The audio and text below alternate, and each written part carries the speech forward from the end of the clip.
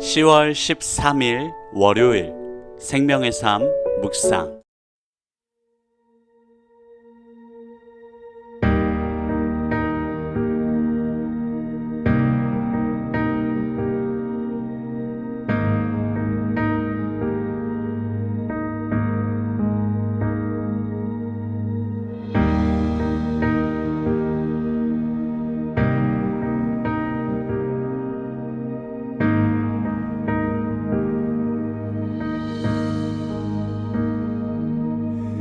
예수가 우리를 부르는 소리, 그 음성 부드러워. 문 앞에 나와서 사면을 보며 우리를 기다리네. 간절히 오라고 부르실 때에 우리는 지체하랴. 주님의 은혜를 외안히 받고 못 들은 채 하려나.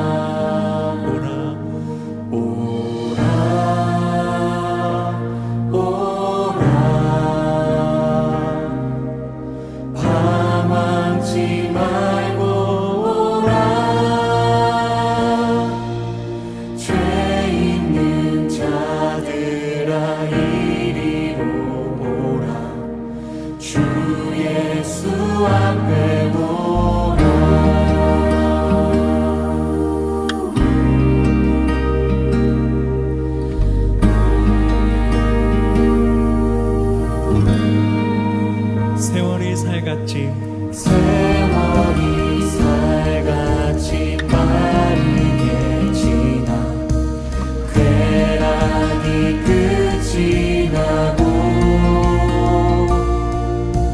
사망의 그늘이 너와 내 앞에 둘리며 가리우네. 주님이 말씀하십니다.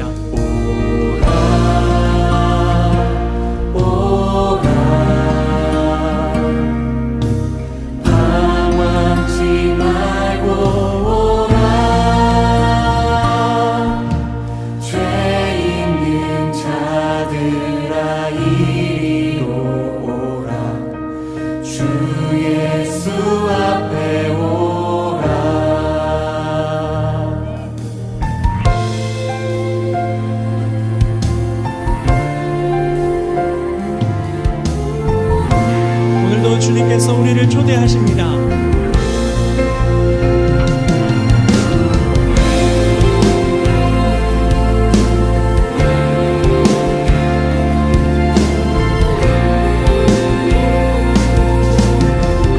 함께 고백하겠습니다. 우리를 위하여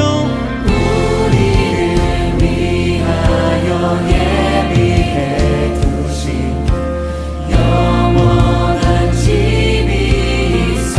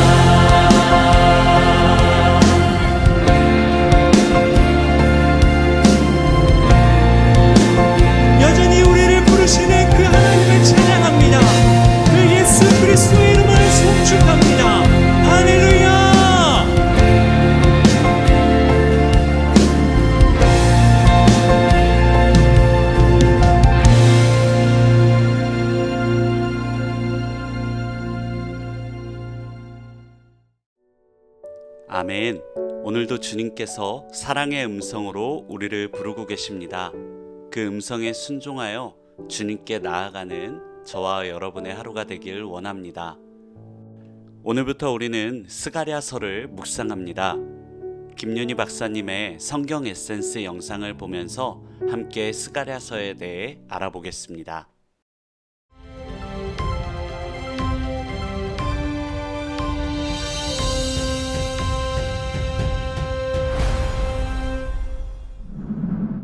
안녕하세요. 이번에는 스가랴에 대해서 살펴보겠습니다.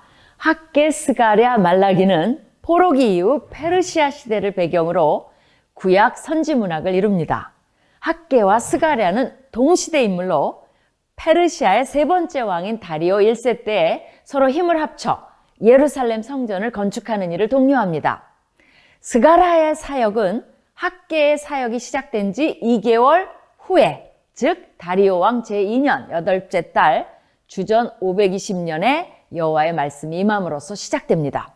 그의 마지막 사역이 기록된 연대는 다리오 왕 제4년 9째 달 4일이므로 그가 예루살렘에서 성전이 완성되는 약 2년 동안 계속 사역했으며 스가랴 9장에서 14장의 내용을 보아 성전이 완성된 후에도 계속 사역했음을 알 수 있습니다.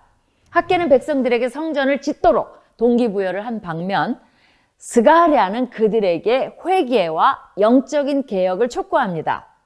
스가랴는 성전 건축이 완료되었을 때 합당한 예배를 드리도록 백성들을 준비시키는 임무를 맡았습니다.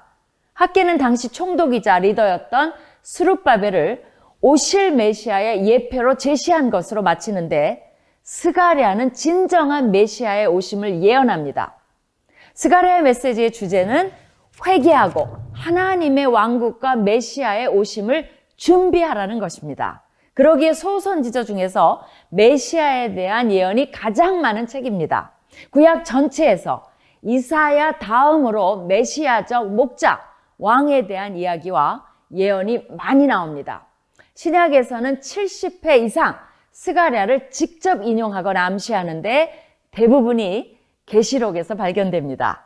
스가랴는 여호와께서 기억하신다는 의미입니다. 이것은 포로기 이후 백성들을 향한 하나님의 핵심 메시지이기도 합니다. 페르시아의 통치하에서 포로 생활을 하다가 조국으로 귀환한 이스라엘 백성들에게는 많은 것들이 기대 이하였습니다. 성전은 돌무더기 상태로 방치되어 있었고 가뭄 때문에 농작에 어려움을 겪고 있었으며 각자 먹고 살기에 급급하여 공동체 의식은 점점 사라지고 있었습니다. 하나님께서 과거 선지자들을 통해 약속하셨던 이스라엘의 영광스러운 미래를 향한 언약이 이루어질 기미는 전혀 보이지 않았습니다. 원수국가들의 패망, 이스라엘의 명예와 영광의 회복, 메시아가 통치하는 다윗 왕권의 회복 등 모든 것이 요원해 보였습니다. 그 와중에 학개와 스가랴가 힘을 합쳐 성전 건축을 촉구하면서 모든 것에 활기를 띠기 시작합니다. 스가랴는 이름의 의미처럼 여호와께서 여전히 언약을 기억하신다는 것을 알려주고 메시아의 오심과 그가 다스리는 왕국의 도래를 예언하면서 백성들에게 희망과 기대를 심고 그들을 영적으로 준비시키는 역할을 합니다. 구약에서만 32명 정도의 스가랴가 등장할 정도로 흔한 이름이기 때문에 혼돈하지 않기 위해서는 그가 베레갸의 아들이며 잇도의 손자임을 기억하는 것이 좋습니다. 느헤미야는 잇도를 레위에 속한 사람으로 기록하고 있어 스가랴가 선지자인 동시에 레위인임을 알 수 있습니다. 또한 그는 바벨론 포로 생활에서 예루살렘으로 귀환한 5만 명 중 한 사람입니다.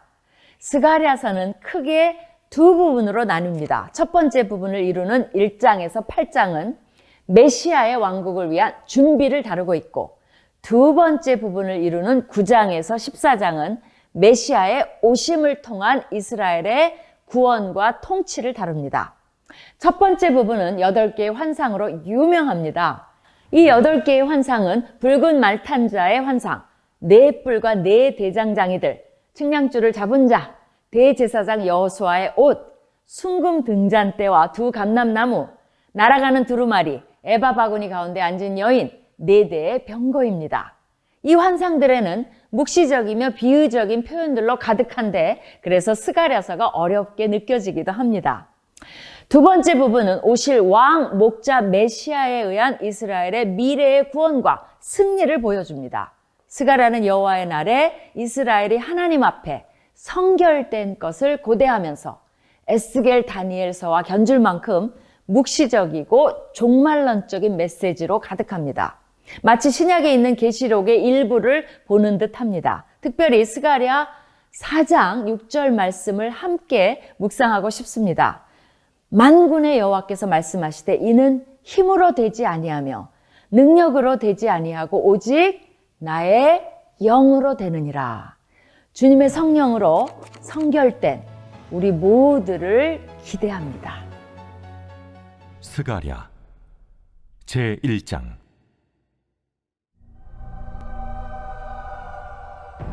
다리오 왕 제2년 8째 달에 여호와의 말씀이 이도의 손자 베리가의 아들 선지자 스가랴에게 임하니라. 이르시되 여호와가 너희의 조상들에게 심히 진노하였느니라.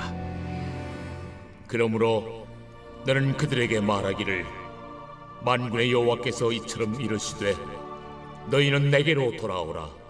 만군의 여호와의 말이니라. 그리하면 내가 너희에게로 돌아가니라.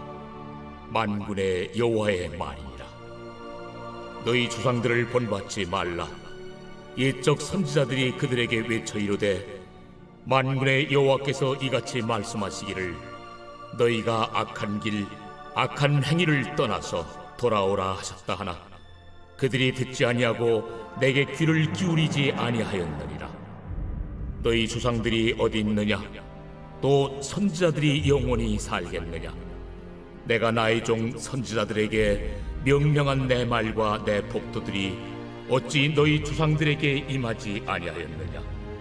그러므로 그들이 돌이켜 이르기를 만군의 여호와께서 우리의 길대로 우리 행위대로 우리에게 행하시려고 뜻하신 것을 우리에게 행하셨도다 하였느니라. 아멘. 오늘 본문은 스가랴 1장 1절부터 6절이었습니다. 오늘은 내가 너희에게 돌아가리라를 제목으로 함께 말씀을 나누도록 하겠습니다. 아침엔 예배하고 저녁엔 봉사도 하지만 마음은 왜 이렇게 공허할까요? 말씀을 들어도 감동이 없고 기도할 때는 다른 생각이 자꾸만 떠오릅니다. 신앙생활은 열심인데 정작 마음 깊은 곳에서는 하나님이 주인처럼 느껴지지 않을 때가 있습니다. 혹시 우리 안에 무너진 성전, 곧 무너진 예배의 자리가 방치되어 있는 것은 아닐까요? 오늘 본문은 겉으로 보이는 신앙보다 하나님과 관계를 회복하라고 말하고 있습니다. 하나님은 외적인 경건보다 삶의 중심이 당신께 향하는 회개를 원하십니다. 본문은 스가랴가 하나님께 받은 첫 번째 메시지입니다. 당시 유다 백성은 바벨론 포로지에서 돌아와 예루살렘 성전을 다시 짓고 있었습니다. 눈에 보이는 성전은 재건되고 있었지만 정작 그들의 마음은 하나님과 멀어져 있었습니다. 2절은 말합니다. 여호와가 너희의 조상들에게 심히 진노하였느니라. 아멘. 스가랴는 하나님에게서 마음이 멀어져 있는 유다 백성에게 조상들의 실패를 상기시킵니다. 진노하다로 번역되는 히브리어 카차프는 하나님의 거룩한 분노가 폭발적으로 분출하는 것을 뜻합니다. 다른 불로 분향한 나답과 아비후를 심판하실 때, 고라의 반역을 심판하실 때, 그때 사용된 단어입니다. 하나님은 경고하신 대로 반드시 심판하셨고 그 진노는 아직 끝나지 않았습니다. 그런데 이 경고는 심판으로 끝나지 않습니다. 3절 너희는 내게 돌아오라. 만군의 여호와의 말이니라. 그리하면 내가 너희에게로 돌아가리라. 아멘. 하나님은 돌이키는 자에게 반드시 돌아오신다고 약속하십니다. 회개는 단지 눈물을 흘리며 지난 날을 후회하는 감정이 아니라 삶의 방향을 바꾸는 결단입니다. 유다 백성의 몸은 예루살렘으로 돌아왔지만 마음은 여전히 하나님과 거리가 멀었습니다. 성전은 다시 세워지고 있었지만 예배는 무너졌고 조상들처럼 선지자의 말을 무시하고 자기 길을 고집했습니다. 이에 하나님은 너희 조상들을 본받지 말라라고 경고하십니다. 그리고 다시 물으십니다. 5절입니다. 너희 조상들이 어디 있느냐? 또 선지자들이 영원히 살겠느냐? 아멘. 그들은 모두 사라졌지만 하나님의 말씀은 사라지지 않고 그대로 이루어졌습니다. 쉬운 성경은 6절을 이렇게 번역했습니다. 내가 내 종 예언자들에게 명령하였던 내 말과 규례들을 너희 조상이 무시하였다. 결국 그들은 만군의 주께서 우리의 행실과 행위에 따라 우리를 벌하시려고 생각하셨던 대로 우리에게 그같이 행하셨도다 라고 후회하며 말했다. 본문은 오늘 우리를 향한 하나님의 부르심이며 죄와 사망에서 우리를 건지시려는 사랑의 초대입니다. 회개는 눈에 보이는 종교 행위가 아닙니다. 진정한 회개는 무너진 예배가 다시 세워지고 우리 삶에 하나님의 주권이 온전히 회복되는 것입니다. 또한 이 말씀은 세대 간 신앙의 책임임을 일깨워 줍니다. 조상 세대의 죄는 자녀 세대에까지 심각한 영향을 끼칩니다. 그 죄의 흐름을 끊는 유일한 길은 참된 회개입니다. 부모 세대가 먼저 돌이켜야 자녀 세대도 하나님 앞에 바로 설 수 있습니다. 우리는 하나님의 진노를 오해하지 말아야 합니다. 하나님의 진노는 인간처럼 감정적 폭발이 아니라 거룩한 사랑이 거절당할 때 나타나는 공의의 반응입니다. 하나님은 노하기를 더디하고 인자와 진실이 많으신 분이지만 죄를 계속 외면하실 수는 없습니다. 하나님은 돌아오는 자를 용서하시는 사랑의 하나님이십니다. 너희가 내게로 돌아오면 내가 너희에게로 돌아가리라. 아멘. 우리의 삶의 예배가 살아있는지 돌아봅시다. 겉모습이 아니라 하나님과의 관계가 회복되어야 합니다. 하나님이 다시 나와 함께 하실 때 내 안에 무너졌던 예배, 감사, 기쁨, 능력, 사랑이 회복될 것입니다. 지금도 하나님은 우리를 기다리고 계십니다. 우리가 여호와께로 돌아가면 하나님은 우리에게 더 가까이 다가오실 것입니다. 아멘.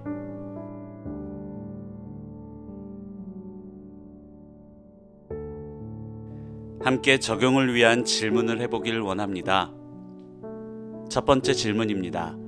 나는 하나님과 얼마나 가까운 삶을 살고 있습니까?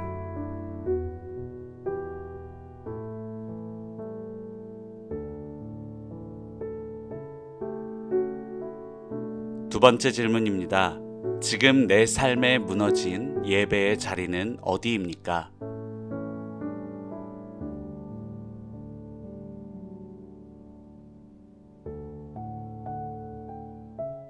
세 번째 질문입니다. 나는 자녀에게 신앙을 어떻게 전수하고 있습니까?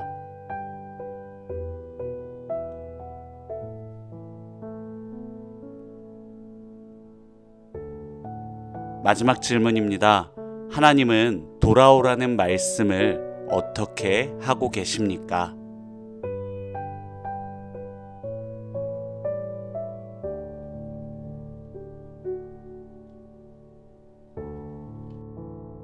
함께 기도하고 오늘 묵상을 마무리하겠습니다. 하나님, 낙심과 절망 가운데 있는 우리를 기억해 주시고 하나님의 말씀을 듣게 하시니 감사합니다. 진노의 말씀도 우리를 회개로 이끄셔서 살리려는 깊은 사랑인 줄 깨닫습니다. 돌아오라는 하나님의 음성에 믿음으로 반응해 하나님과 함께하는 회복의 역사가 시작되길 원합니다. 예수님의 이름으로 기도합니다. 아멘.